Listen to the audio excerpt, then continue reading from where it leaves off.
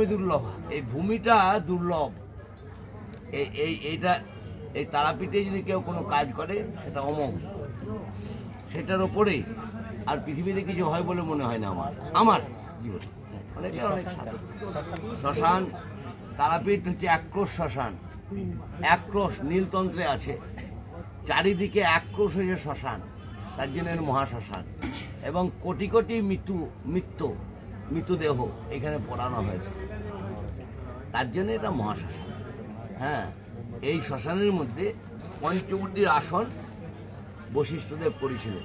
সেই পঞ্চমুণ্ডি আসন এখানে দেখলেন, মায়ের দুটো পদচিহ্ন পড়ে আছে।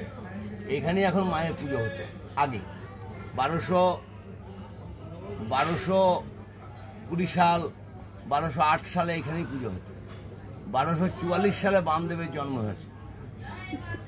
তার আগে কিন্তু মায়ের পুজো মন্দিরে পরে নিয়ে যাওয়া হয়েছে। 1200 অমাবস্যার রাতে বিশেষ গুরুত্ব থাকে, অমাবস্যার রাতে বিশেষ গুরুত্ব থাকে। তা তো বটেই, এটা তন্ত্রপীঠ, তো এটা তন্ত্রপীঠ, তো তন্ত্রের এখানে গুপ্ত সাধন ক্ষেত্র। এখানে কে কি গোপনীয়তাভাবে পুজো করেন, হোম করেন, পুজো করেন এবং সাধনা করেন, কেউ কাউকে দেখতে পায় না। গুরুত্ব তো আছেই, প্রতিটা কলাই তো অমা কলা পর্যন্ত আমাদের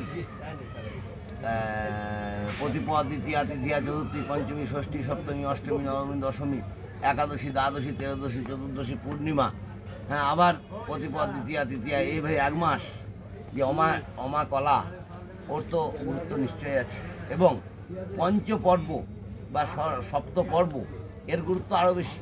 অষ্টমী, চতুর্দশী, পূর্ণিমা, সংক্রান্তি, অমাবস্যা, তাছাড়া একাদশী, হ্যাঁ, এবং ত্রয়োদশী, এর তো একটা গুরুত্ব আছেই।